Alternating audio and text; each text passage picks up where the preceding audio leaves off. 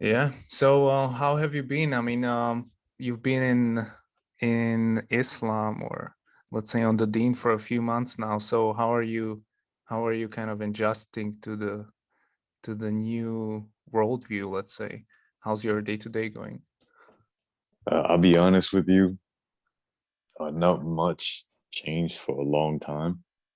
Just because like I was already on the whole self improvement thing, but the this Ramadan, right? So we're like a little over 2 weeks. I think maybe 15 days now, Yeah, maybe 16 because I 16. missed. Yeah.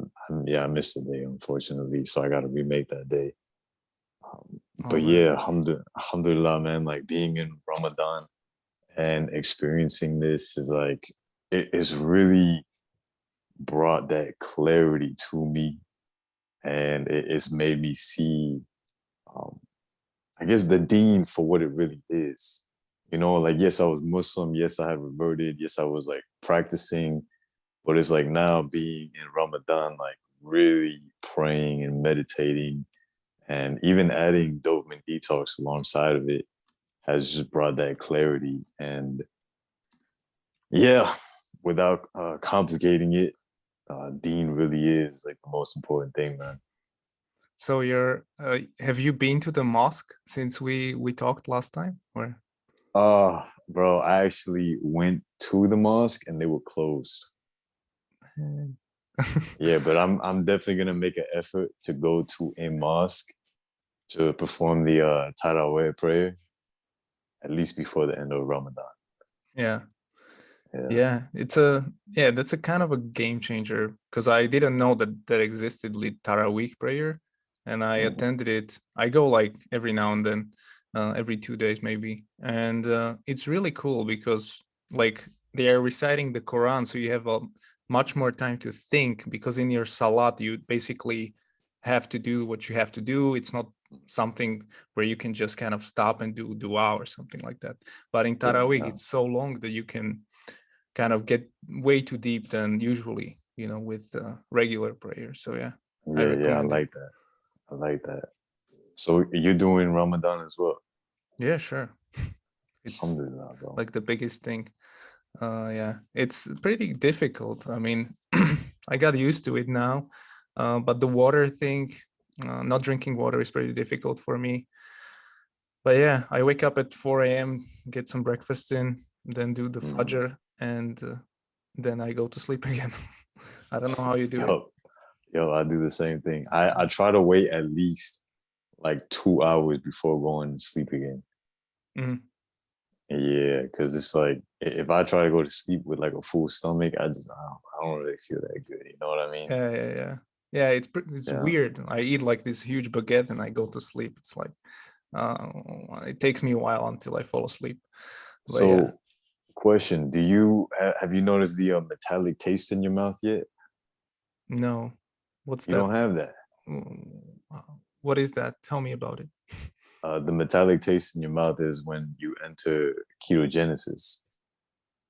Oh, okay. Is that like intermittent fasting or Yeah, yeah. something like that? So intermittent fasting, it could happen during that time, but ketogenesis is when your body switches from using glucose to Mhm. using ketones for energy. So think of it like carbs versus fat.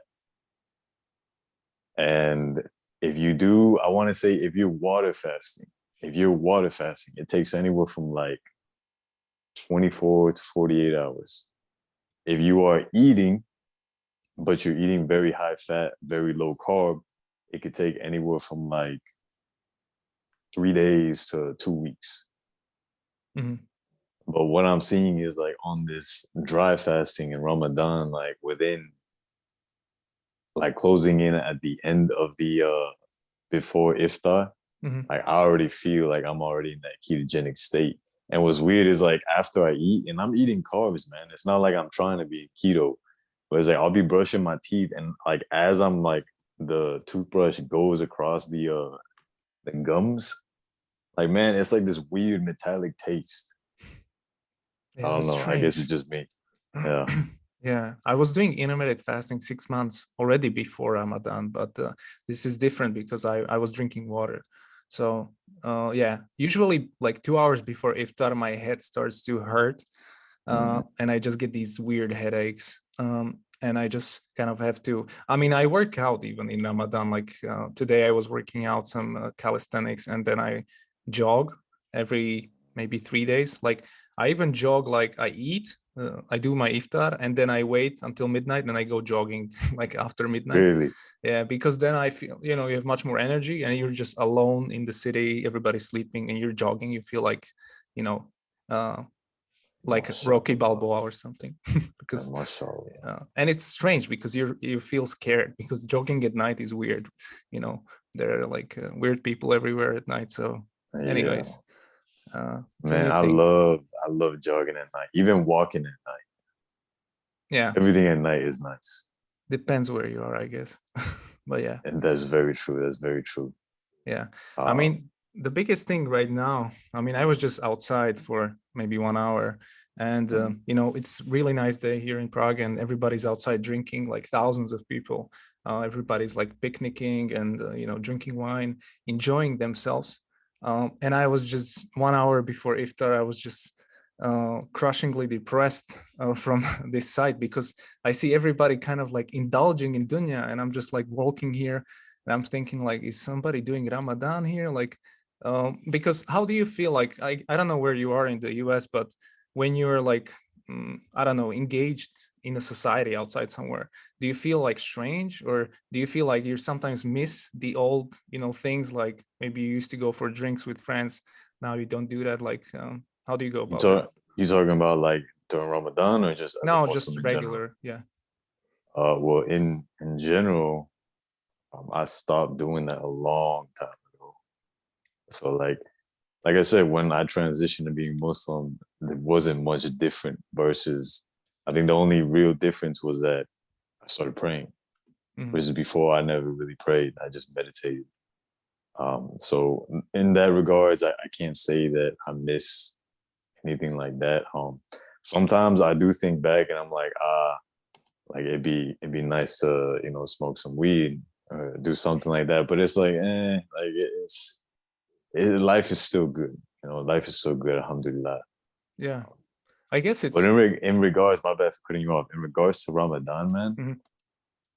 I did notice that I can't really spend much time with other people, and if I do, it's like very short intervals. Mhm. Yeah, I've been stuck at home. I didn't even go to the office. I'm just working from home and just being alone because, yeah, if I go outside and I see like thousands of people, because the quarantine now we have very low numbers of the COVID, so the restrictions are lifted and everybody's just partying, and so it's just not good if I go outside and I just see it. Because if I'm home, I don't see what's going out there. It's fine, but if I walk through it, I'm just like, this is Mm-hmm, strange. You know, mm-hmm. like I Yeah, feel I don't you belong feel here, you know, alone. Yeah, you feel alone. because there's, I mean, there's Muslims here, but it's not, you know, Yeah, 1%. yeah, Yeah, I you're part feel of that. that 1%. Yes, man. Over here, I'm in Claremont, which is like white boy city. Where's that? Which state? It's in Florida, but Oh, it's a okay. city in Florida, and it's very. I wouldn't say it's country; it's more suburban, but it's pretty country compared to the other cities. Do you know Sarasota? Hmm. Yeah, I was there. They have pretty good white sand. I liked it. Yeah, beautiful Yeah, beaches. really nice. Yeah, Mhm. Florida is cool. Yeah, and I was just wondering, so what's kind of like your biggest challenge right now in terms of your deen? Is it like the Ramadan? Because for me, obviously, Ramadan is like the biggest thing, and then maybe next step, I don't know what's that gonna be like, but where do you see yourself now? My biggest challenge right now is my ego. And like I always feel like I got my ego in check. And then it's like Allah just shows me like, nah, bro, you got more that you gotta take care of. And especially during Ramadan, man, like when you're meditating, you're praying, you're spending time outside in nature, it's like that clarity sets in it, and you just see like all your bad traits. It's all just presented in front of you like a book, and you're just like, oh, well, there it is. Like that is me. Those are the traits. As much as I want to hide it, as much as I want to like present the best version of myself, there is also a shadow of my personality, my ego, my my character, bro. And it's those things that pull me away from Allah. It's those things that make the deen harder for me and just kind of make me stray in my faith and my iman, bro. How does it like manifest?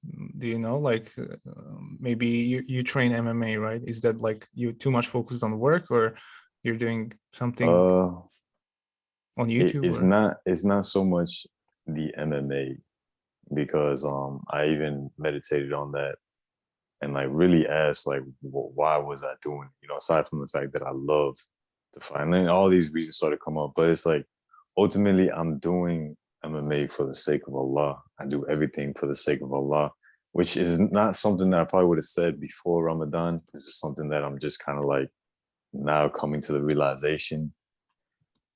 But in terms of the bad traits, it is I don't know what it is, man. It's just, you know, when we have those moments where like we're just kind of lesser versions of ourselves, like maybe we didn't get enough sleep. Mhm. Maybe we haven't eaten and we're hungry.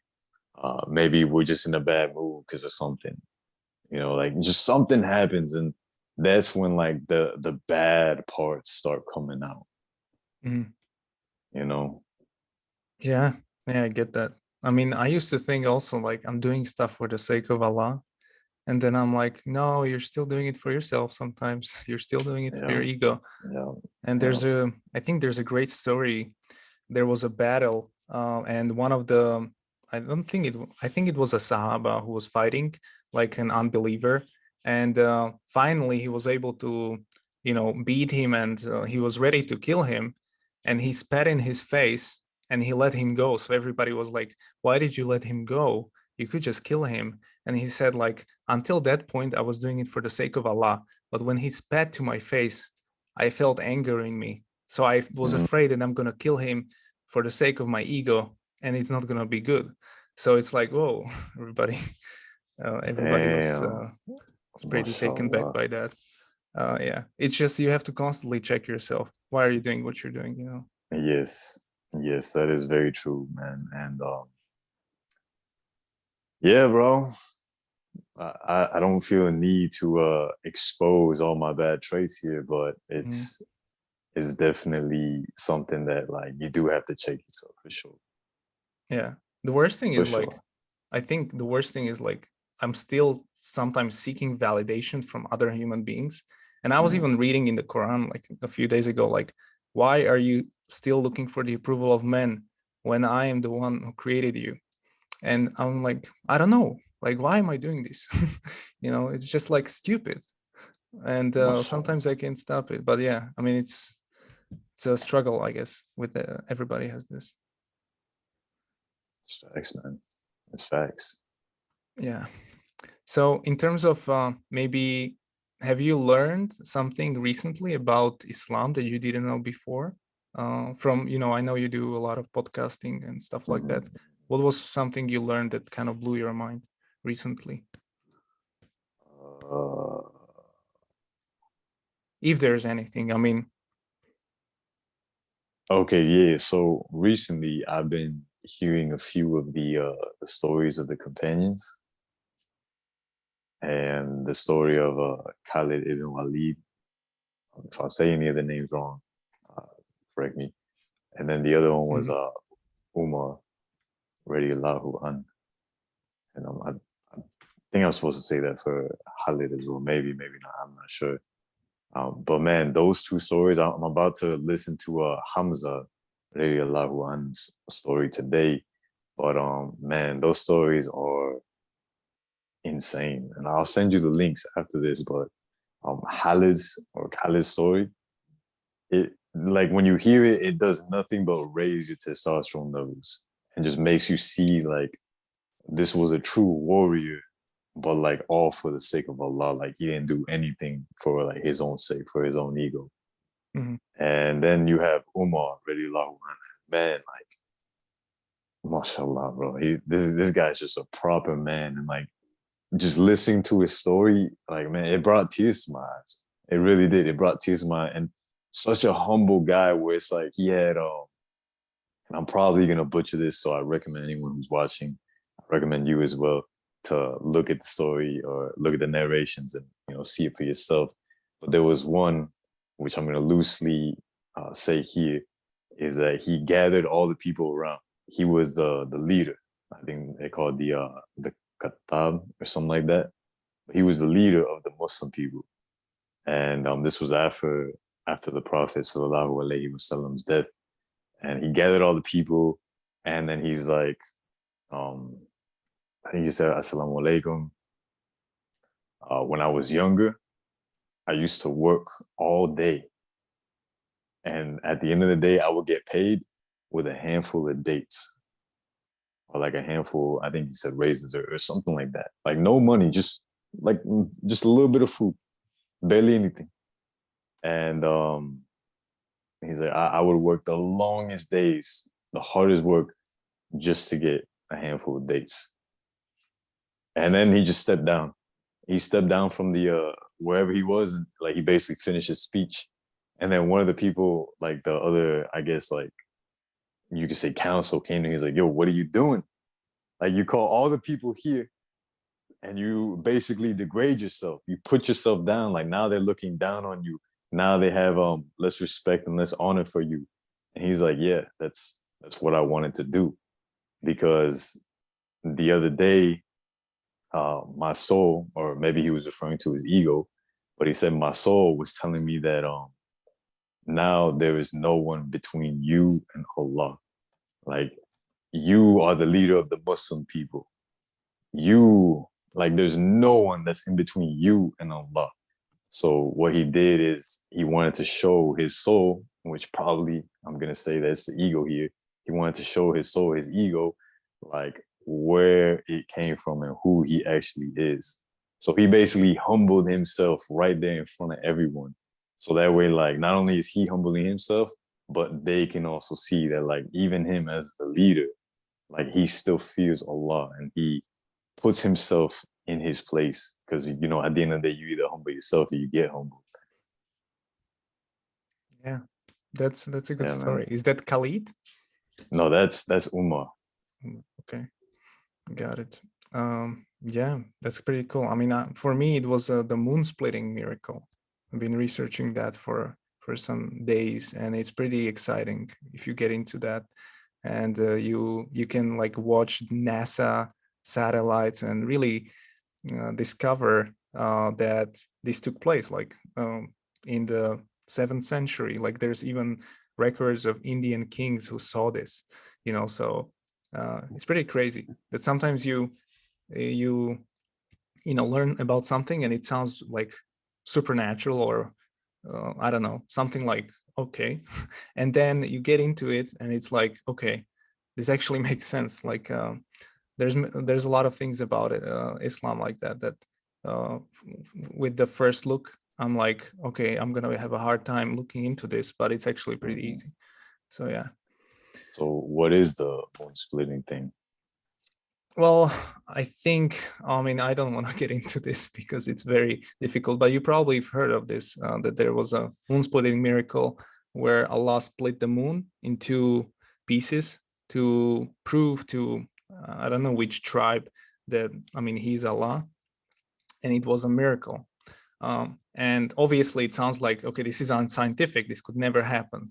Like, but then if you look at the reports of hadiths in the Saudi peninsula, there are numerous reports that this occurred. And then people in Europe and America, I think they were asleep, so they wouldn't even see it. And then there are people from India who saw it. And in South India region, there's actually the whole tradition around splitting of the moon that goes back to to that time. And the Indian king saw it, and then he became Muslim after a couple of years. And then you can look at the MashaAllah. satellite images. You have moons, for example, Saturn or Jupiter. They have moons, and it's known that moons are formed from two different pieces of matter, and they can come together. Sorry. So our moon also, if you look at it, there's this thin line in the middle. And yeah, you just get into this and you can figure out like, okay, this could actually probably occur. Of course, you need Allah, but this is not something that's not historically traced back, or something like that. So yeah, there's many things like that. So that just kind of Subhanallah. increases your iman, at least for me. Yeah, subhanallah, bro. Yeah. And That's insane, man. Those are things that like I mean, some people you studied got to this get deeper for, in. yeah. There are people who studied this for years, just the splitting of the moon, and they were on different shows talking about it. So, I mean, they emailed different museums, then they got in touch with the Indian government, like just did a bunch of research. But yeah, Did they do research like just cause, or were they like no, the guy was Muslim he was scholars? a Muslim, but he worked at a medical device company, NASA, and he was working with Mm, scientists, and he was telling them that this happened. And then they went deep into it, like non-Muslims and Muslims, to verify if there's even a possibility that this took place. Yeah, so it gets deep. Just one thing gets deep. But that's yeah, crazy. it Yeah, is that's pretty crazy. crazy. But Yeah. yeah, I was just wondering, like, do you usually hang out with like born Muslims or reverts? Because like in my case here, I only hang out with born Muslims, and then when I talk to reverts, it's like very different. How do Mhm. you? I don't know if you meet Muslims every day, but like, who do you usually hang Uh, out with? yeah, I do not meet Muslims every day. I don't meet many people every day. At least, bro, like my life consists of training, working, meditating, praying, maybe some time with my family and stuff like that, and a little bit of time I might spend with other people. But like other than that, like I'm always doing something. I have two main friends that are born Muslims, and then I have one friend that I met at the gym, at my MMA gym, and he's a revert. He's been a revert for I think anywhere from like 2 to 6 years. Mhm. Yeah, so like it's definitely a different vibe. Like the born Muslims, they like subhanallah, they have the iman, they have the fitra as well, and they also study, and they're still down to earth. But it's like when I talk to the revert, it's like, oh yeah, I could tell that you and me came from ignorance, from jahiliyyah, because uh, we don't fully say like, oh, okay, well, this is it and that's that. We also tend to like think even more, versus like a lot of born Muslims, they don't think even more. Not talking bad about them, but they kind of just accept what's given to them, versus kind of exploring a little more and trying to go more in depth on like what they are being given, what they are reading and stuff like that. Yeah, yeah, Like you, definitely. like you, bro. You're a Yeah, revert. yeah, And yeah. look at you going in depth. Well, I'm not that in depth, but just scratching the surface. But Bro, yeah, I you're going in definitely, depth in your own way. in my own way, but I definitely Yeah. feel like my imam can be shaken sometimes, and the Muslims, born Muslims, it's not gonna happen for them. And the reverts, Yeah. sometimes they can get pretty shaken by different attacks from like different Mhm, ways that mhm, people can attack mhm, you that you're not mhm. used to, and you don't know how to cope with that. So yeah, Yeah. that's, I think, the difference. But yeah, as you said, like going more in depth and trying to understand the reasons behind something is also good, but also sometimes bad. uh, Yes, for sure. yeah. But man, inshallah, that we get to the point where we don't question. And I'm not saying question in the sense of like we don't go further, but I'm saying question in the sense of our iman. Mhm. Because like, bro, when our iman wavers, like life kind of becomes turbulent. We Yeah. might get lost in our thoughts, emotions, in everyday life things. Bro, we get lost in the dunya when our iman begins to waver, and we get too caught up with like what's going on, that it's not until we start taking those steps back and coming back, and having that iman begin to start rising again. That's when we're like, okay, I'm back on that straight path. Yeah. But Yeah. Like, for example, just praying Taraweeh. I was like, I don't understand the Quran, right? So I don't know what's being recited. That's my problem. And the second issue is like, I don't know what to think while I'm doing it. So I was asking some born Muslims, what should I think about during this? And it's like they never came across this question, like, because I don't know. So I told them like what I'm gonna think about is my death, and just like listen to it, and just day of judgment, and just like Jennah and all these things. That's all I'm gonna think about to kind of humble myself. But just sometimes there's no like manual for what you should be doing, except like you should be praying, but like, okay, I have a lot of time to think during this, like what should I be thinking about, so yeah, there's just so many Try of not these to think things, about anything. or that, yeah. Yeah, But it's try not to just, think about anything. yeah, that's possible as well. But it's just sometimes when you get too deep, it's good with this Taraweeh.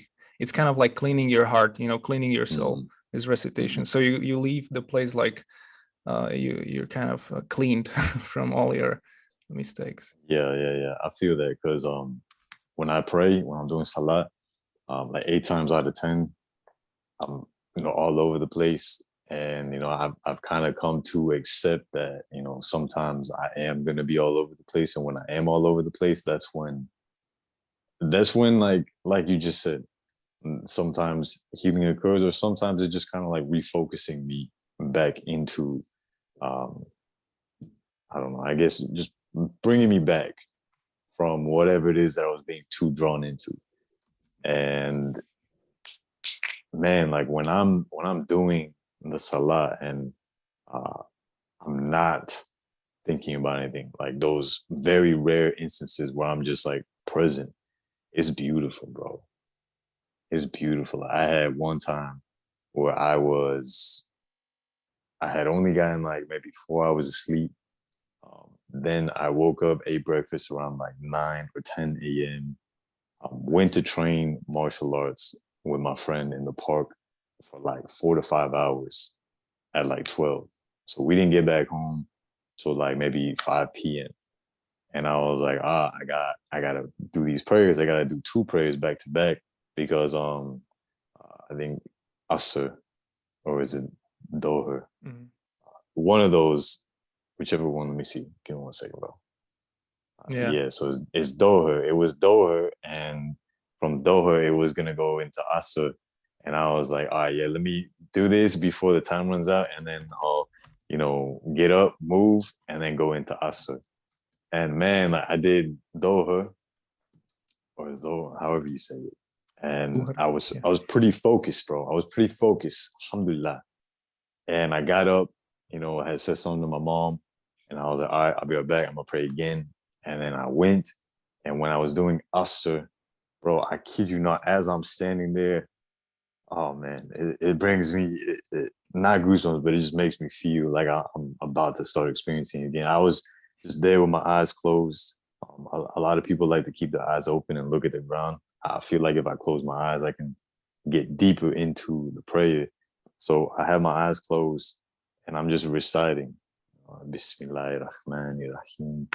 And as I'm reciting, bro, there's nothing going on in my head, and I'm just observing it. It's like I'm observing my body just like vocalize this prayer, this recitation.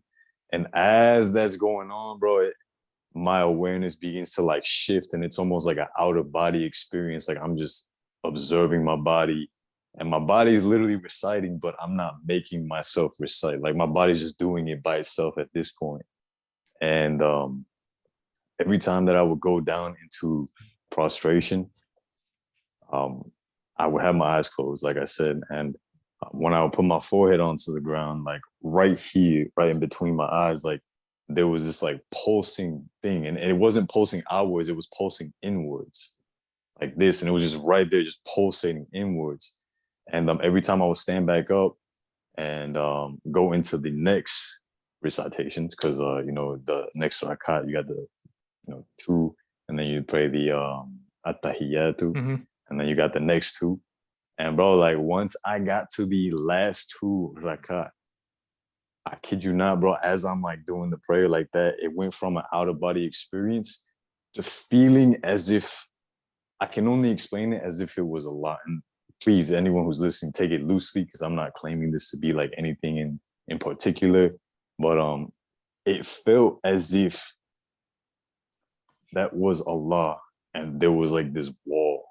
And like the deeper I would go into these recitations, this wall was just becoming less and less. And it's a very poor example because I can't explain it 100%. But it's like this wall was becoming less and less, and I could feel Allah more and more and more and more. And I finished off the prayer. I didn't feel it 100%, but I finished off the prayer. And all I know is that if I ever feel that again, I will probably not stop. I will continue to go into the prayer, go deeper and deeper into the prayer. Because I don't know why I heard it, but they're like, yo, like um, the Prophet sallallahu alaihi wasallam, sometimes he would be reciting, and it's as if he could recite just the entire Quran.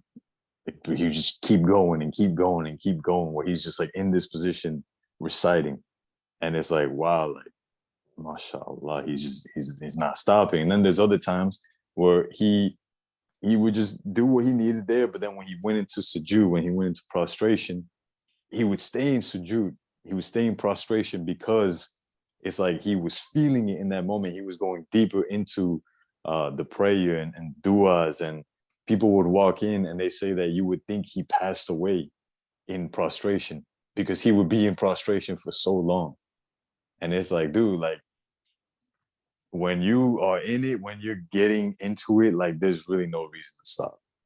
Like everything else can be put on hold, because if you're going that deep into your prayer or into your thicker, or even in meditation, like there should be no reason to stop. Yeah, that's pretty Yeah, deep. yeah, man. Can you imagine that any prophet, like even like Moses, they directly communicated with Allah, and so they lived their life with the knowledge of the reality of this world, but they have to live like we're getting there with our iman and we believe it, but they knew it, like they didn't have any doubt, 100% knowledge that this is happening, and they were trying to convince people around them, and everybody was telling them that they're wrong and that they were prosecuted. Jesus, anybody who knew the reality of this world. Yeah. Isn't that crazy? Like, how could these people live, these messengers and prophets I bet that you it had wasn't this hard for them. direct connection, to Yeah, I bet it wasn't hard for them because like no, it couldn't be, because it's like, well, they we believed it know. 100%. Yeah, Yeah, yeah. it's like we have It's Allah like on our side, so it's like this world is exactly, bro. nothing. It's like if I tell you like, bro, this is an iPad. Like I know this is an iPad. Like you could say all that you want, but like I know I have 100% certainty in what this is. They had that 100% certainty, and I feel like that's where not just reverts, but I would say born Muslims, every single Muslim, because like we could have iman, like unshakable iman at one point, but it's like, dude, shaitan works through our mind. And Yeah. like, think about it, when your iman wavers, it's because of what's going on in your mind. It's because of the thoughts that are going on in your mind. And dude, I don't think any of the prophets really had that. I don't think any of them really died at any point. Lead to disasters. But yeah, I'm kind of safe because I got engaged, so I'm getting married soon. So, mashallah. MashaAllah. So I decided to do it because there's no other.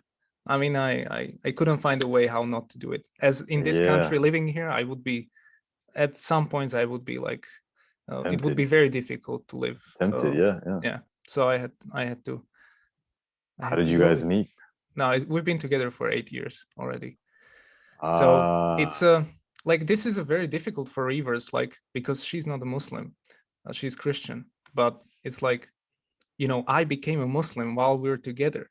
And usually, like, born Muslims will tell you, you have to leave your girlfriend, change your name, do this. And it's like, come on, man. Like, yeah, this is something new for me. I'm living in a non-Muslim country. yeah. I'm never gonna have this, like, maybe level as you guys, but what I can do, while I'm living here and I talk to a couple of sheikhs, we can make it official.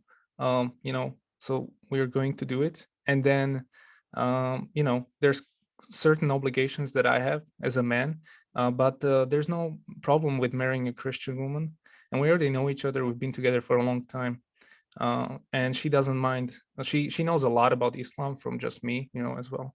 So her parents know everybody. So it's like, okay, no worries. But it's very difficult if I were to Yeah, look for like a Muslim woman here.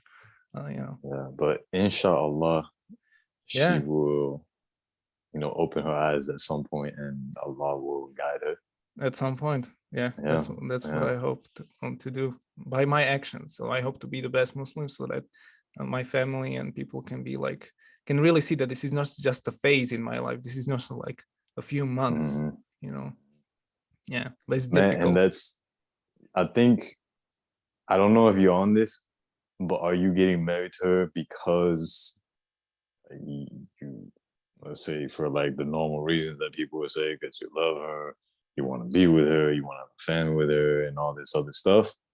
Or, hear me out, are you marrying her because it will complete half your deen and you're doing it for the sake of Allah? Yeah, I would say it's more the second option. Also because I want my relationship to be halal. So I'm living in a haram relationship. I know that, but I'm just living with it. Like, there's things in your life that you can't fix from day one. There's progress as a revert. So Hmm. I want to make it halal, and and actually Muslim wedding is so simple. Like, it takes like 1 minute. It's not a big deal. It's not like a Yeah, typical wedding. You just say your shahada. She says she believes in God, and then there's two witnesses. That's it. You go home.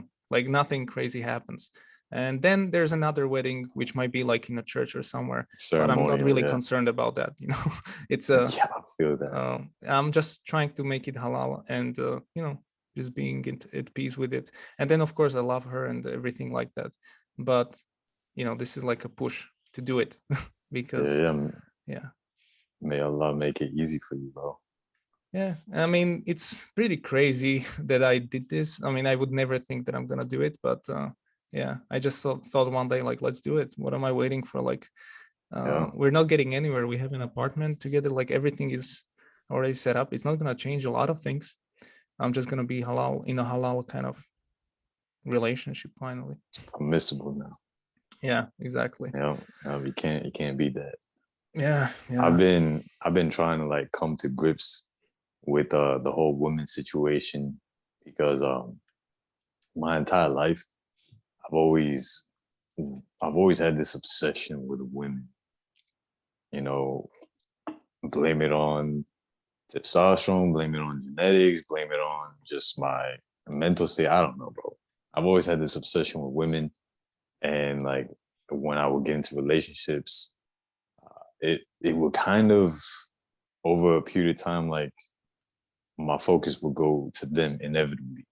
Like they would become the main focal point inevitably towards the end, and like obviously that would lead to the end of the relationship because a woman never really wants you to only focus on her. She wants you to have like your purpose. She wants you to be on your mission. She wants you to love her and be with her and take care of her. She wants all that good stuff, but like she doesn't want you to let go of everything just for her. And like even more so, I realized it for my ex fiance, where it's like, dude, I put her above the creator, bro. I put her above Allah. And if you put anything above Mm, Allah, like he's gonna strip it away real quick just so you can see, like, look, you're making a mistake here. This is yes, a big it's mistake. difficult. Yeah. So like I'm trying to get to the grips now where I can be with a woman.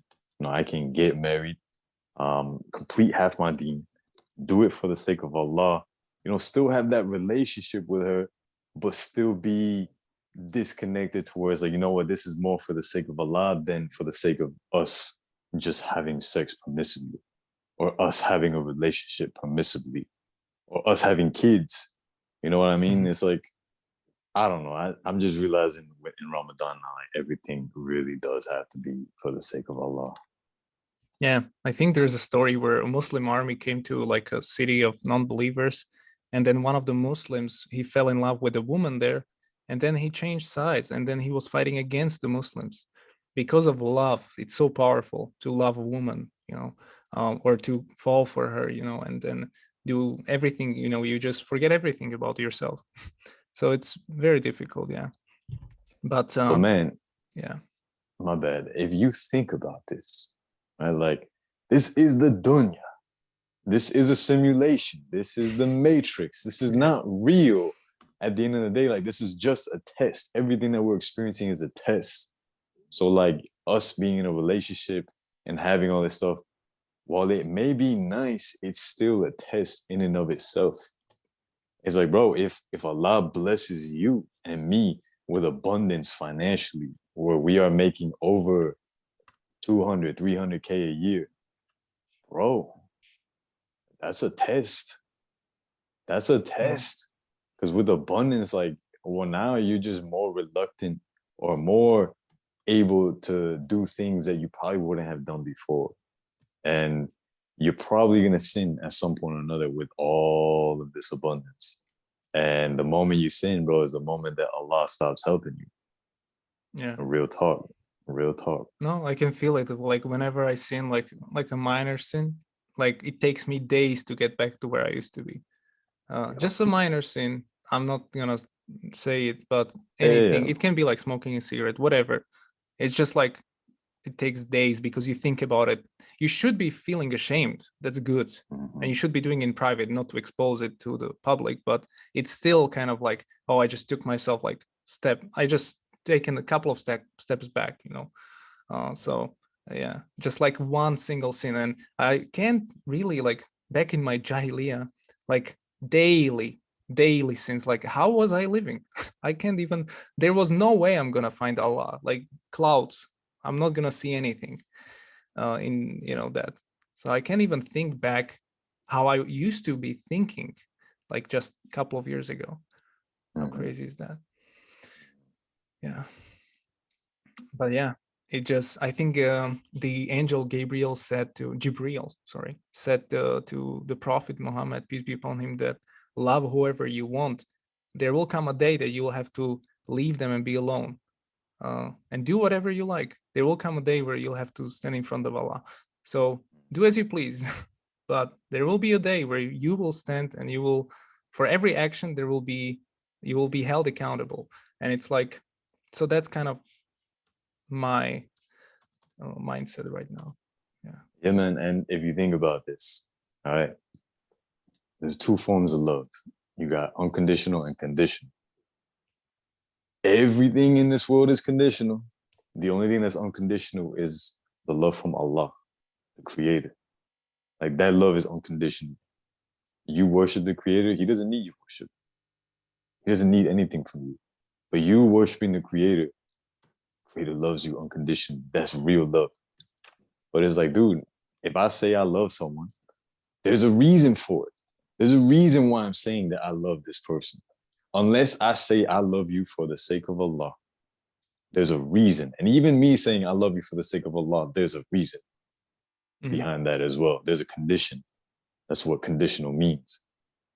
And it's like, bro, you love your girl. Why do you love your girl? Well, we Yeah. know why you love your girl. You love your mom. Why do you love your mom? Well, you know why you love your mom. You see what I mean? There's a condition to everything. And it's like, you have to understand that where, okay, if it's all conditioned, then that means that it's not real love, because real love is unconditional love. And that unconditional love, bro, it's from the creator. Yeah. I always have this small joke with my girl. I ask her every day, I ask her, why do you love me? Tell me, why do you love me? And she's always like annoyed by this question. And I'm like, always like, what's the reason you love me? Tell me. And she can't find like one single thing, right? Because it's like, what do you say to that? Yeah. So funny It's real, things. bro.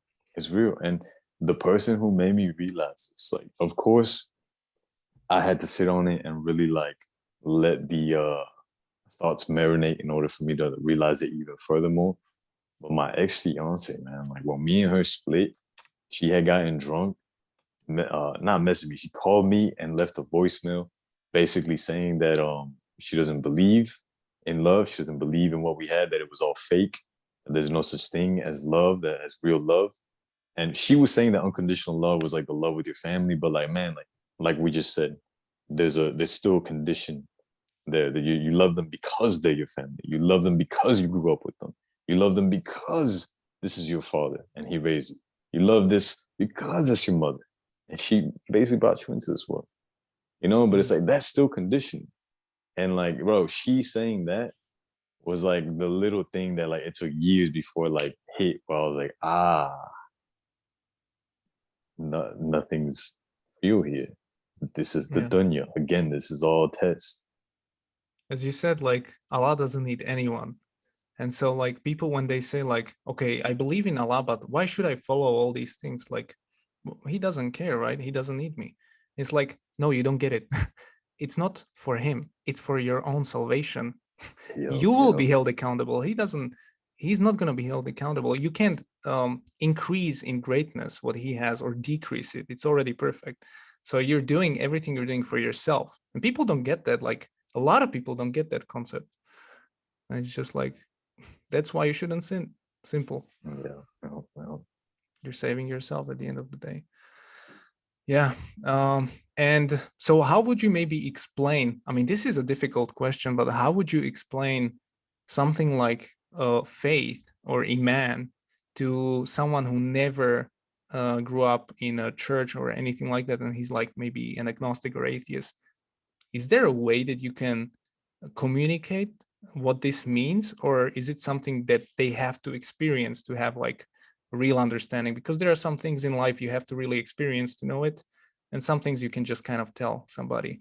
But how would you go about this? Because I think a lot of times we get into these arguments, but they don't really understand what faith is. Like, what do you think it is? Like, how would you explain it to maybe an atheist or it's somebody bro, like that? it's a leap of faith, and it's funny because like faith is a leap of faith.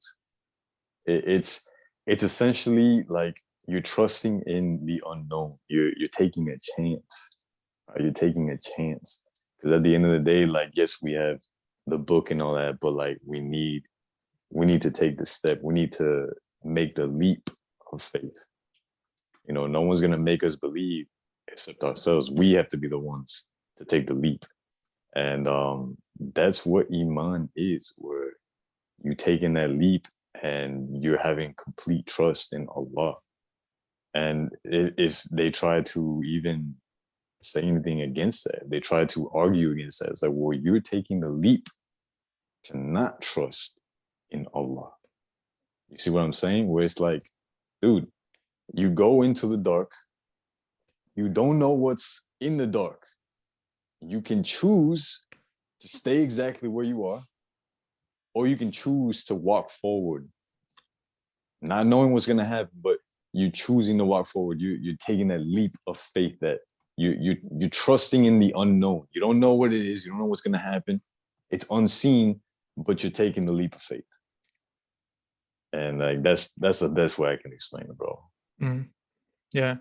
I think like both options are actually very difficult to make, because I think most people are not atheists, or they are not like religious. They are just like somewhere in between. They don't really think about this.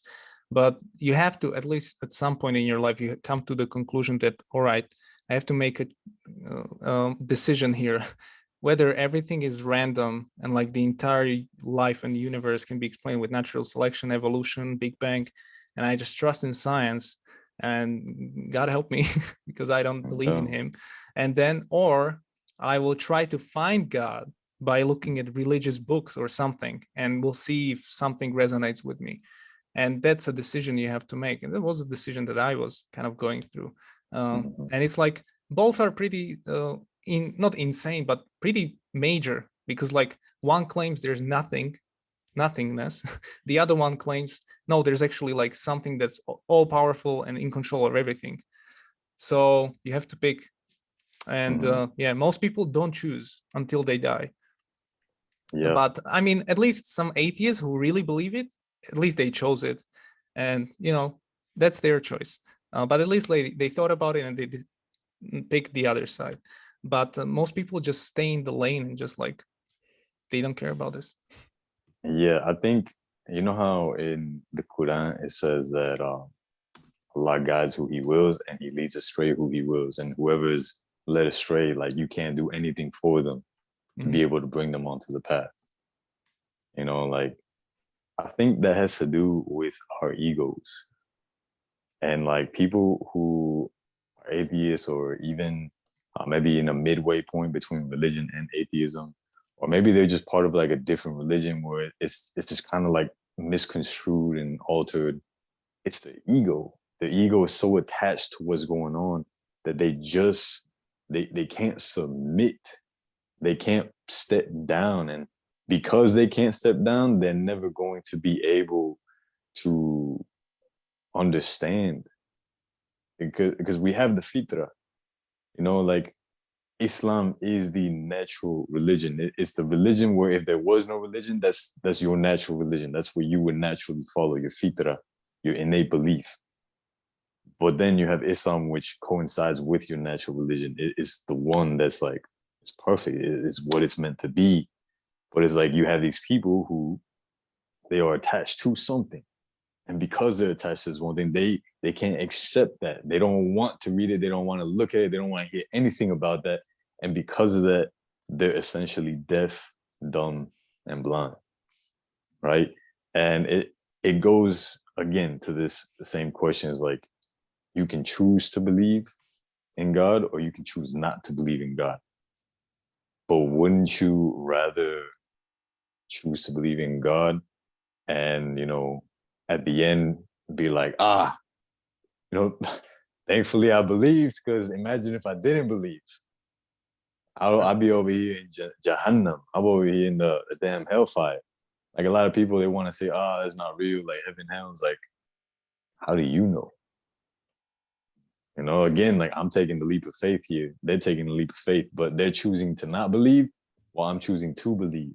Whereas like, you know what, at the end, if it's not real, bro, it is what it is. Like I'm still living in the best possible way that I can live. I'm trying to be the best person that I can be, and I'm worshiping the creator. And if it is, well then, bro, same thing applies, except now I have insurance that's basically saying, okay, actually I don't have insurance. I take that back because we're not guaranteed anything. Mhm. But yeah, I have a better chance. I would Yeah, say that. stand a better chance. Yeah. Yeah, I guess people, you really have to be open to it. Like if you are not believing right now, but you really genuinely want to find out if God exists, just be open to the possibility that God exists and study different religions, or study, Mm-hmm. read the Bible, read the Quran, read whatever. Mm-hmm. Some people read the Quran and they say like, oh, this is not for me. And it's like some people reading it, it's like, this is exactly what I was looking Boom. for. So it's like, Boom. you never Yeah. know. And so if you're open to it, and once you read, it will just speak to you, and then you get it. But if you're not open to it and you go into it with the mindset of I'm gonna disprove everything, then it's just like, that's not gonna work. Yeah, you coming into it with your ego. Yeah, arrogance and Yep, stuff yep, like yep. that. Yeah, Man, that's there was something I want to say for that, but I'm not remembering. Do you remember when you used to be an atheist? Like, how did you feel? Can you still remember that? Did you I did you have was this meaningless feeling of life, like this Yeah, kind of like nothing matters attitude? yeah, and I was always like trying to escape from what I felt. I was trying to run away from my depression, from my anger, from my anxiety. Had suicidal thoughts, bro. I had all that you could think of, and I was just trying to run away from it. I never spent time alone. I was always doing something. I was like on my phone. I'm trying to distract myself, watching movies, playing video games, listening to music, being with people, doing drugs and all this stuff. And it sucks, bro. It sucks. So like for someone to say like, how can you be a Muslim now where it's like so strict and you can't even drink alcohol. You can't smoke weed. You can't do any of this stuff. Where it's like, dude, I wasn't happy doing any of that stuff anyways. Hmm. Yeah, it looks nice. Like when I was walking outside, it looks nice when people are drinking wine and everything, but I know how it feels. Like I know the hangover after that, and I know Yeah. the feeling that you need to smoke a cigarette right after you drink, because it goes both hand in hand. Like after I drink, I need to smoke a cigarette, and then I smoke weed, and then it just goes. And I never stop with one beer or one wine. I always get like Yeah. 5, 6, 7, and it Yeah. just never had Yeah. a case just like one beer. That never happens. Yeah. So it looks nice, but then and then you feel the second day is like the worst, just the total opposite. uh, Yeah. And it's like, bro, like you need to take these things to be able to socialize and connect with other people. yeah. Like that shows you have a big fault. That shows that like there's something inside of you that you're not taking care of. Because like you need something in order for you to just chill out and you to just not be so caught up in your head and have all these inhibitions. Like that's something that I realized real early on, where it's like, dude, why is it that I can only be confident when I drink alcohol? Like, am I gonna be alcoholic because I'm only drinking alcohol to be Mhm. confident in these social settings? So then that's when I started like really diving in. I was, you know what? Maybe I have to do something else to increase my confidence. And that's where like a whole bunch of things came where it's like, okay, well, let me start working out more. Let me start doing this. Let me start doing that. Until like I finally came to the realization where it's like, yo, confidence just comes naturally if you do it more often. It's exposure. Like our bodies adapt to whatever it is that's going on. If me and you stay home for a month straight, and then the next week we go out into a social setting, bro, we're gonna feel weird. We're gonna feel like kind of anxious, kind of like in our head. We're gonna be off. But like after that week, maybe a few weeks, bro, we're gonna adapt to the social setting. And then, bro, us going back home and being by ourselves, that will feel off. Because we were so used to now being with all these people and having that interaction, that socialization, where it's like, okay, well, now being by myself, like, how do I handle this? How do I handle um, all the thoughts that are coming in, all the emotions, and how do I handle this downtime where I'm not doing anything? And it's like, dude, the confidence is natural. Kids are confident naturally. They do not do anything. They do not drink anything. So that means that we should also be confident naturally. And you see these people who are extroverts, right? Mhm. But there's no such thing as an extrovert or an introvert. It just means that this person is adapted to interacting socially, but hasn't adapted to the basically being alone. And an introvert is the complete opposite. Where it's like, dude, an extrovert, you see them, you're like, yo, they have confidence. But it's like, man, they only have that because they are adapted to talking with people. It doesn't phase them. Like, I don't know if you ever had this, but I used to work at like a retail store where you interact with a lot of people. Mhm. And dude, like after a month of working at the retail store, like the conversations and the interactions just become effortless. And then like all that bleeds into my other aspects where it's like when I would talk to people, my conversation would be effortless. I could talk to girls even more effortless. And if I was in a relationship, everything was just way more effortless. But then when I would try spending time alone, it's like, whoa, I can't really do this. I need to distract myself, And then the complete opposite, when I stopped socializing and then I started just meditating more and spending time alone, I was like, wow, like I can actually be alone. I can actually be alone, and it's pretty amazing being alone. But then it's like I would go into a social setting and then I start feeling weird. I'm like, damn, like what's going on here? But it's so simple, bro. It's so Yeah. simple.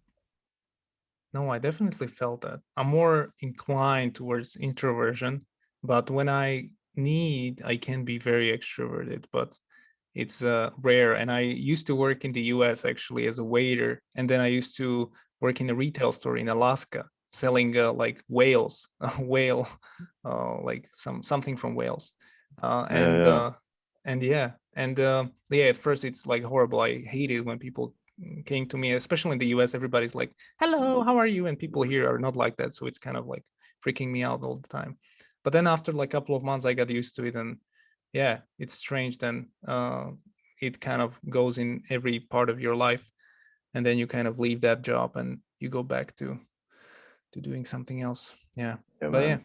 the thing is, like socially acceptable. All these things like drinking, porn, and then you go outside and you don't do those things, you feel weird. Like you feel like, I'm starting questioning myself. Is this normal? Like, why am I not participating in these things? But then you can look at the data of like how many accidents are done with alcohol, how many people go to prison because of alcohol, or how many people are addicted to porn. And you know the downside, like it's clear, but it's just like society decided it's cool, so everybody's doing it. Yeah, man. Yeah. 100%. Have you ever prayed outside, like in public, or is that something you haven't done yet? Not yet, but I wouldn't mind. Yeah, I I wouldn't did that mind. once in the park. I thought everybody was looking at me, but nobody even looked at me. So that's, Yeah, no one cares. yeah, no one cares. That's what's crazy, right?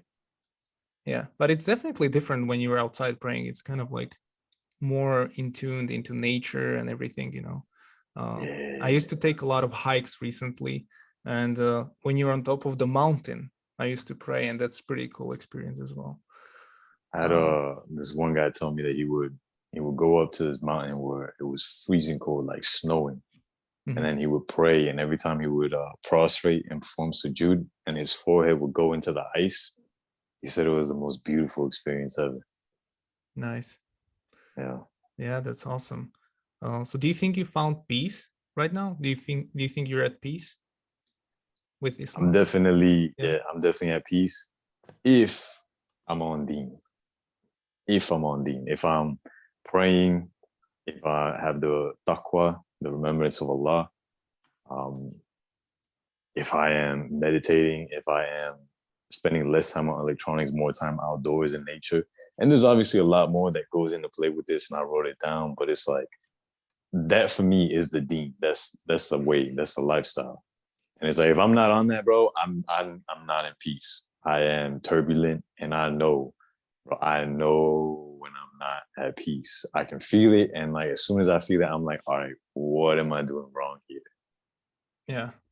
It's like sometimes I feel it like when I spend a lot of time in front of the computer, and even though I'm being productive or something, it's like this is not how humans should live. Like they were not built to sit in front of a computer. Like I have to go outside because Mhm. I feel like something is off.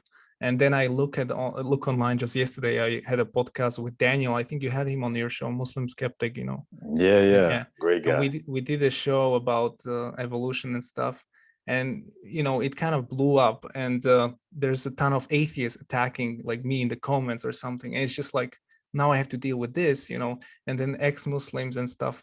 So how do you go about this? Like when somebody like attacks you for what you believe, you know, and uh, you know, what do you do usually online, especially? I mean, not in real life; it's not gonna Yeah, happen. yeah. Online, I don't do anything. I don't even respond. You don't even respond. I respond to every comment like Nah, nah, nah. just like Trust me. trolling, you know. Yeah, you don't need to. You don't need to, because it sucks you in to what they're talking about. And again, bro, Yeah, like they're already set in what they're bringing to the table. You can't sway them. You can't yeah. Not through a YouTube enlighten comment. them. Yeah, it's Nah, not gonna not at happen. all. In person, perhaps, perhaps it could be different because you have the play of your energies, and you if you're remaining calm and you're grounded and like you're saying facts and the truth and you're presenting everything to them, like they're either going to remain ignorant, remain like completely stuck on what they're trying to say, or they're probably going to feel some type of way. Their emotions are going to cloud them, and they'll probably just try to back away out of the conversation as quick as possible. They won't be able to continue the conversation. Like I'm Mhm. sure you've seen those videos where I think the one in particular that I'm talking about here, there's this one priest. I think he's a priest, or maybe he's not. Maybe he's just some Christian dude. But he basically got into contact with a sheikh, and he was telling the sheikh that he wanted to talk to him about his Lord and Savior Jesus Christ and why Christianity was the way. He's like, okay, brother, like come to the masjid, we'll talk. And bro, like he started talking, but like the sheikh was calm, grounded, and just presenting everything to this guy. And I think he was a pastor or a priest, bro. So The guy could not handle it, bro. He started getting emotional, and because he couldn't accept what the sheikh was bringing him, which was just truth, the sheikh wasn't trying to like put the priest down or the dude down in any way. He was just trying to like say the truth, and the dude couldn't handle it, so he started like insulting the sheikh and then trying to like dip as Mhm. quick as possible, and they have it all on video, bro.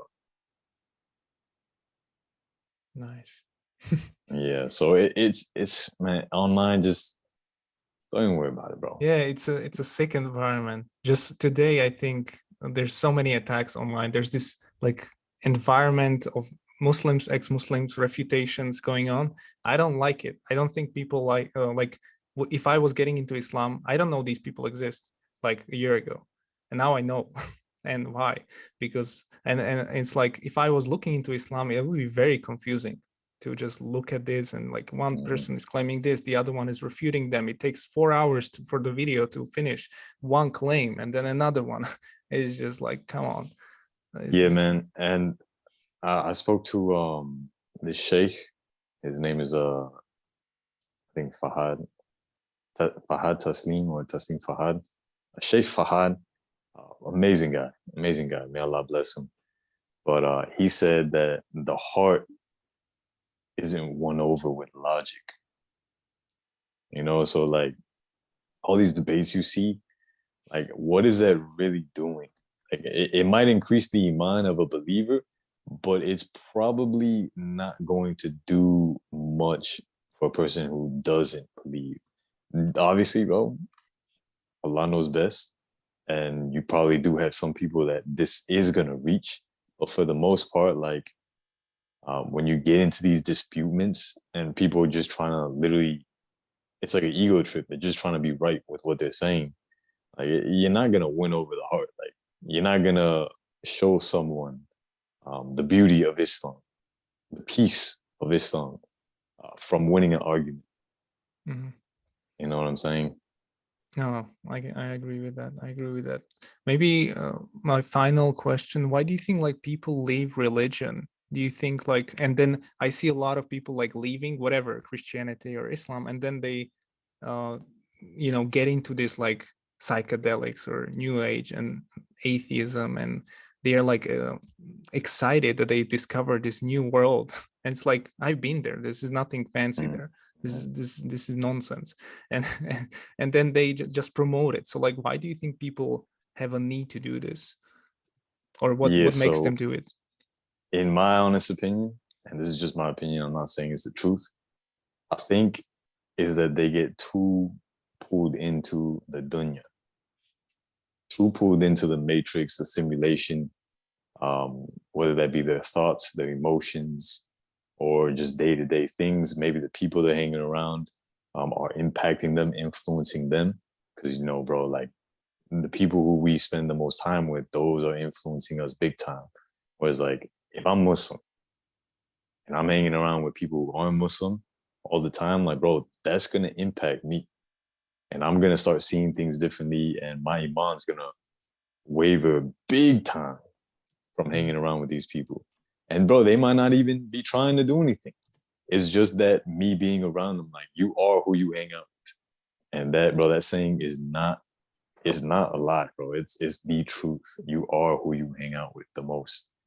And again, going back to these people who leave religion, it's because they get too sucked into the matrix, the dunya.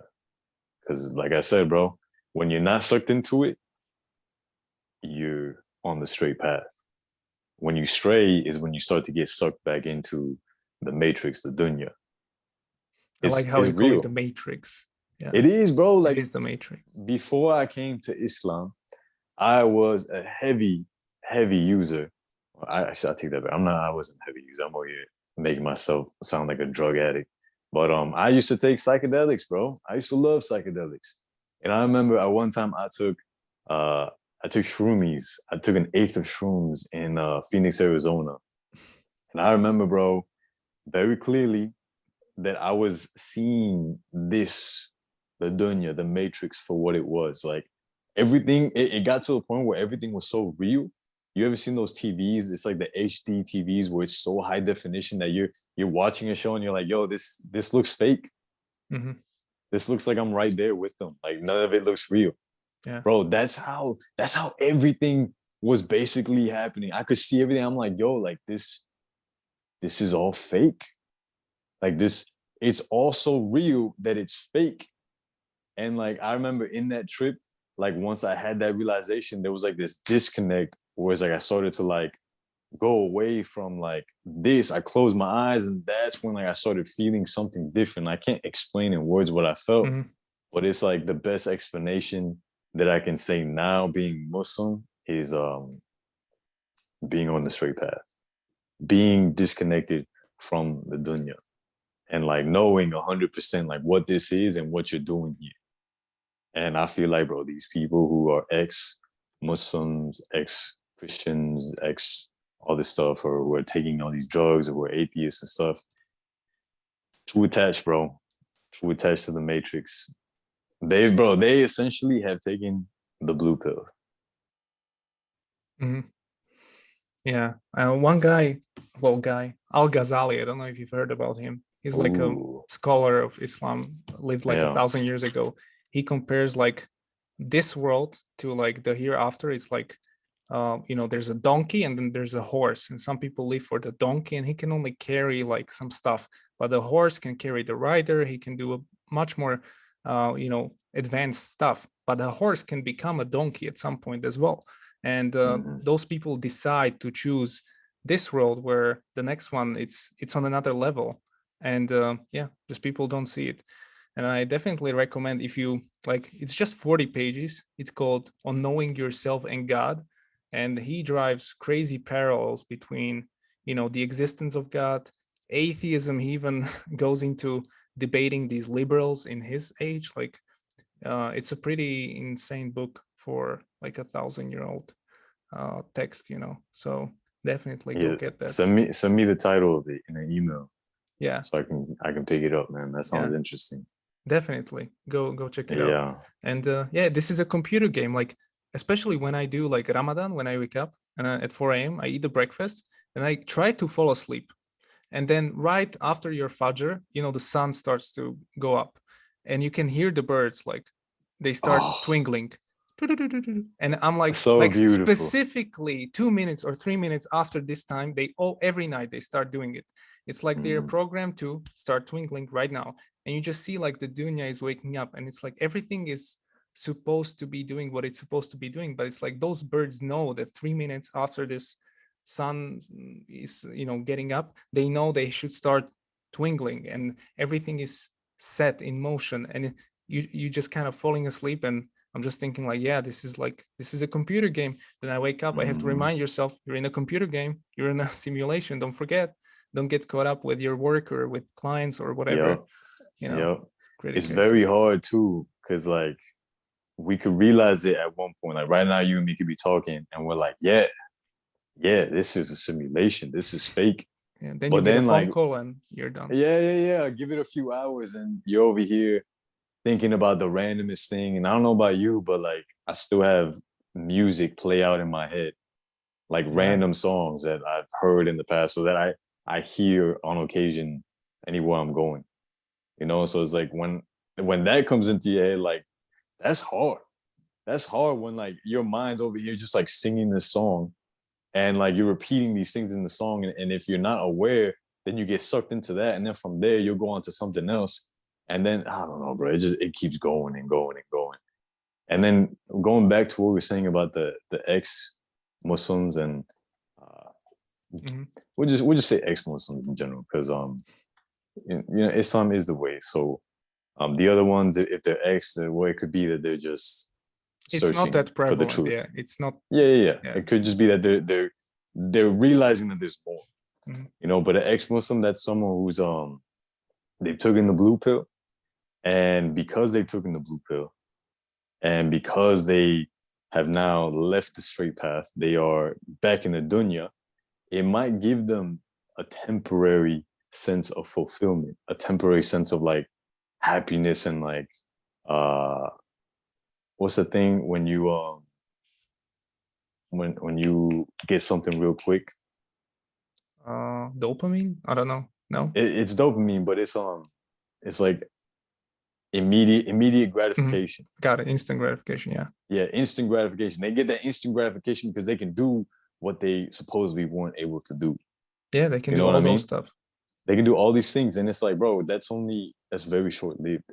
And it's like they say that Shaitan, he like whispers lies where he'll tell you, he's like, oh yeah, you're gonna do this, you're gonna get that. But then it's like once you get it, you realize, oh, it was fake. It was a lie. And then once you realize it's a lie, you're just kind of left there. And these people, bro, they do these things and then they're left there. And they feel like trash, probably.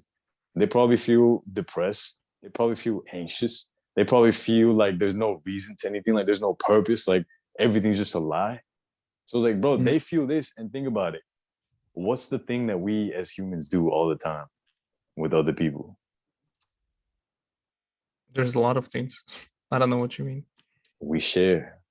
Oh yeah. Bro, if me and you were to meet up after like a year, or even us talking on this podcast right now, we're sharing our experiences and our thoughts, right? If you meet up with a friend after a long time, y'all are sharing your experiences, your thoughts, and your emotions, like your emotional state. Like, how do you feel? If you're happy, you're going to share that happiness. If you're miserable, you're going to share that misery. You ever like spend some time with someone who's just depressed, Yeah. and then after a while you start getting depressed? Of course. Yeah. Misery loves company. And bro, people always are sharing all these things. So like, bro, if someone is going through this, if someone has taken the blue pill, now they're seeing the repercussions, then and their ego is too attached to this dunya that they can't submit themselves and go back, then bro, they're just gonna try to bring everyone to their state. They're trying to share everything with everyone. But it's like, dude, there's a verse in the Quran that clearly states, uh, and I'm probably gonna butcher it because I do not remember it 100%, but that these people who have believed and then they've disbelieved, they leave after receiving the revelation and seeing the truth and believing the truth. If they leave after that, like, bro, it's nothing but torment. And it says it's not just torment in the hereafter, the hereafter, but it's torment here as well, in the dunya, in the present day life. Yeah. I think it says like if they believe and disbelieve, then they come back, and if again they believe and disbelieve, then it's like done. Because I think there's like you can do it once because that happened to me. Like I believed in Islam, my fitra got awakened, and then I disregarded it for 8 months, and I came back. But Mm, I think a lot of people when they leave, they can't come back because they spend years indulging in this mm, simulation, and they damage their soul, they cloud everything so they can see clearly, and it's gonna be very difficult for them. I don't know if you've heard, in yeah, Texas there was a murder suicide where two boys killed like their entire family. Have you heard it about this case? It's no, happened like a couple of days ago. I made a video on this, but basically the boy left a suicide note on Instagram after he killed everybody, and he explained why he did it. The worst thing is they were Muslims, like his parents, but these two boys were, I guess, atheists, you could call them, because they weren't practicing Muslims or anything like that, and they were studying computer engineering, and he felt that basically there's no meaning in life, that evolution, that consciousness is a byproduct of evolution and natural selection, and everything is meaningless. So he was also suffering from major depressions, and then he decided that he's going to kill himself, but he would harm his family. They would be sad, so he wants to kill them as well so that they don't have to be sad. So this is kind of thinking you can get into what? after some, if you think about this deeply, because he said, like, I'm a very logical person, so if I kill myself, my family is going to be sad, so it's better if I kill them as well so they won't be sad. Like, if you think about it like that, it makes sense from his perspective. And it's like you can get into these things if you think about this very deeply, and it's very unhealthy. And there are these cases where people go crazy because they can't find meaning, and it's just like they are very smart, these people, but they just don't see anything. And the worst thing is they came from a Muslim family, but I guess they spent too much time at work or trying to find American dream, and It's like, no, you should just maybe stay in your original country, and just have your, dean or something like that. But yeah, crazy stories. Astaghfirullah, man. Astaghfirullah. But it's, bro, at that point, like someone's just trying to play God. Yeah, yeah. And if you think about it, the ego is it's lacking, right? The ego is not perfect. The ego is imperfect. And I think that's what the ego hates the most, is how imperfect it is. And it always tries to be perfect. And it has a superiority complex, or it might even have an inferiority complex. Mm-hmm. But anyone who's attached to their ego, you notice that they're always trying to I don't know, they could try to be like one-upping someone else, or they could always try to be perfecting themselves. Like, honestly, man, like a big part of me realized that self-improvement, when I was doing it in the past, was literally to try to be a perfect version of myself. Mm-hmm. I literally categorize it as being my final form, like from Dragon Ball Z. Yeah, I Have you haven't ever watched. seen that? No, no, no. Oh man, yeah, yeah. But I used to classify it as that. But then I realized, like, dude, self-improvement should just be so you can be a better person. So you can just interact with people better. So you can experience this life better, but more so you can pass this test. Because like if you have anger issues and you're not actively taking care of those anger issues, you're failing the test, Mm-hmm. because you're probably snapping on people. You're probably making people feel belittled. You're probably making them feel like nothing because you're releasing your anger on them. You know what I mean? Yeah, yeah. I sometimes snap as well, so I know. Yeah. I But know. the reason I say this is the ego always wants to be perfect, and the only thing that's perfect is Allah. So I feel like if anyone is attached to the ego, they're trying to play God.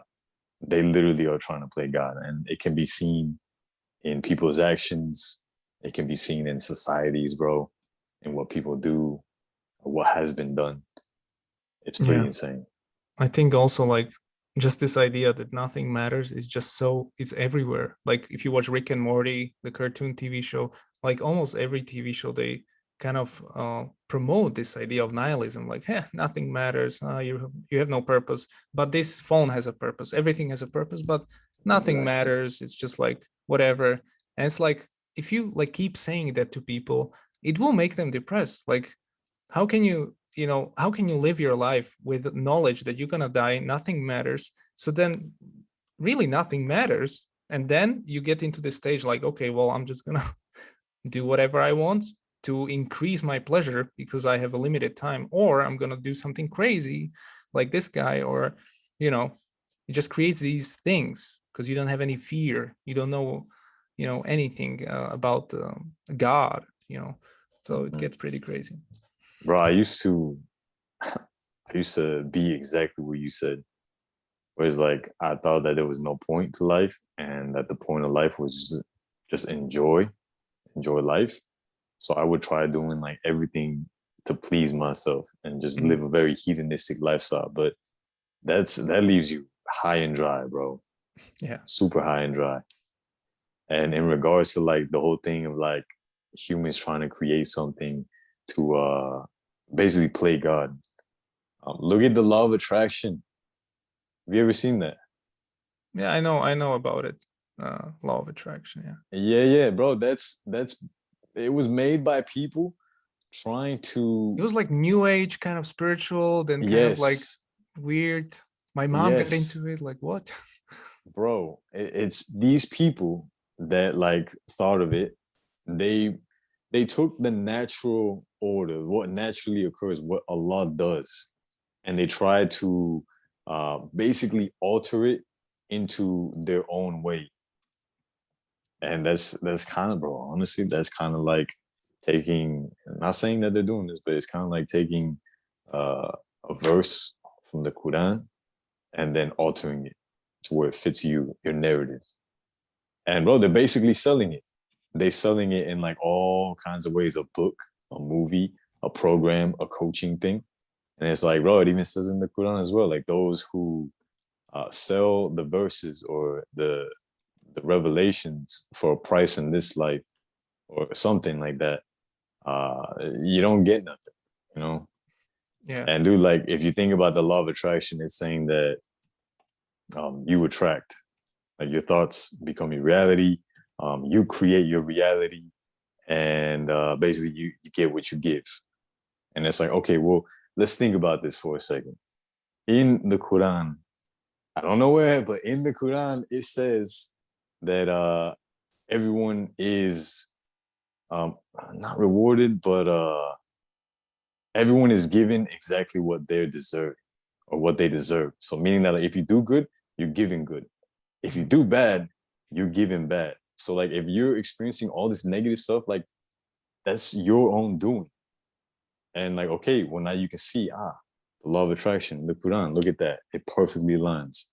Different narrative though, right? And then it says that your thoughts create your reality, Yeah. right? Like, come on now. Like it, of course it does. But then it says in the Quran, like, remember Allah, fear Allah. Like if you're fearing Allah, if you're God fearing, and you are always have that taqwa, that remembrance of Allah, like bro, your thoughts are very pure. Like you tend to your garden of thoughts. And usually what tends to happen is you have a pretty nice garden. Like you got a lot of nice fruit and a lot of nice flowers and plants in your garden. And because of that, your reality begins to resemble that of which is in your garden. Again, it aligns, but two different narratives. One is basically putting all the power and all the reliance and everything that's happening is because of Allah. And then one is saying that you are the one that creates this. It's not Mhm. you though. Yeah. I think it can backfire because a lot of people who got into this, they kind of, rely that this is gonna do some magic for them without any work put into, changing your life. And it's like Yeah, aligning both of these things. So like, yeah, visualize, but also work. yeah, Also in yeah, yeah. Quran, it says like, don't rely on Allah only. Like if you have the ability, do what you have to do and rely on Allah, but don't just, Mm, oh Allah, I'm gonna have a test tomorrow, and if I don't get an A, I'm gonna, forget about Allah. Like that doesn't make sense. You should study yeah, and have, um, your conviction. So yeah, I think it's like people who want, this is like people, very confused people who buy into this because people want to build Jennah in Dunya, and it's not possible here, but people sell it everywhere. Like, you want to be happy, you don't ever want to worry about money, quit your 9 to 5 or whatever. All these messages, it's like, what's the underlying message? That like you're gonna be happy someday. It's not here, Dunya. It's not gonna happen here. Like, I can just tell you, it's whatever amount of money you're gonna get, whatever level of happiness you're gonna think you will have, it's it's nothing. temporary. Yeah. And it's It's this new, temporary. yeah, Yeah, go ahead, go ahead. I was just saying, there's this new Netflix TV show, Brave New World, where they kind of go into the future 200 years from now, and there's no monogamy. Everybody's part of one social body. Everybody's just engaged in sex all the time. Everybody's hooked up on pharmaceuticals. And it's like one super state. There are no countries. And it's like they're just increasing pleasure. And it's just like they're building Jennah in Dunya. This is the future. Like, this is what people want, actually. And there's no God. Like, they don't even understand this concept, and it's very interesting. But there's also a book about it, but it's called Brave New World. And yeah, I think this is like what people want. But if you look at their what it actually means, it's you're not going to live forever. You will Mm-hmm. someday die, Mm-hmm. so prepare for it. And on don't top go of to that, don't go to Mars. It's not going to help yeah, you. on top of that, man, like if someone has, let's say someone smokes weed, you have the high. Does the high last forever? No. Let's say someone drinks alcohol, they have the buzz. Does the buzz last forever? No. Someone has sex, they have that ease, that release. Does the release last forever? No, it does not. You work out, you have the endorphin rush. Does the endorphin rush last forever? No, because this entire life is temporary. So, with that being said, you can't build Jannah in the dunya, because in Jannah, Allah specifically states that like all the bad stuff, like all like that Mhm. turmoil, the turbulence that we have, is going to be stripped away, and there's going to be nothing but good. Like so, when you're in that high state, endorphin rush after having sex, halal by the way, let's put it in there, halal. If someone, let's say they're not Muslim and they're doing drugs and doing all this stuff and experiencing these highs and these good feelings, like bro, imagine feeling that 100% of the time. That's what Jannah is, bro. And I remember before I even got into this whole spiritual thing, when I was decalcifying my pineal gland, learning about astral projection and all this stuff, all I wanted to do was literally experience being high all the time. Because I remember a friend of mine was saying like, "Oh yeah, like we were on shrooms." He's like, "Bro, like there's this thing known as the pineal gland, and if you decalcify, it's like you're on shrooms all the time." I'm like, "Yo, how beautiful would that be to be on shrooms and just have this high all the time?" And it's like, bro, again, it can't be done in the dunya. Mhm. It can't be done in the dunya. Even these people who are meditating 24/7, even these people who are praying 24/7, and they have nothing but peace. They're still in the dunya. They're still at the mercy of the dunya because they're still in the test. They're still part of this test. Meaning that yes, they could have that peace, they could have that clarity, that zen. But bro, at the end of the day, once they get out of that, what they're doing in that moment, at some point or another, it's gonna go away. It's gonna go away, and then they're going to come back to the natural state, or they could try to keep that state as long as possible. But it's always a chasing game. They're always chasing the next high. They're always chasing that state of peace all the time. And that's why you have these monks, these Buddhist monks who are meditating for hours and hours and hours and hours every Mhm. single day. It's like, bro, I'm sorry, but like I'm not gonna meditate for hours and hours and hours every single day. And again, I'm not gonna pray for hours and hours and hours every day. Would I like to? Yes. Is it feasible sometimes? Yes. But again, this is the test. And if you do that, you're kind of missing the point of the test. You're trying to play the test, or you're trying to play this game in easy mode, in recruit mode, when it's like, dude, no. You have to play it in the actual mode that you're meant to play it in, where it's like you're going to have problems, you're going to have issues, you're going to have bad times, but you have to understand that it's a test. And as long as you keep going back to Allah, like that is you passing the test. At least that's how I see it, bro. No, I see it. I see it the same way. I see it the same way. I think it said like in Jannah you will taste an apple, and then you'll have another apple. It will taste better than the first one, and everything will be better over time. And here everything gets worse in Dunya. Everything dies, but there everything gets better. Like you'll see a woman, you look away, MashaAllah. you'll look back at her. She's more beautiful. Everything is better, better, better. So that's why it's Jannah, right?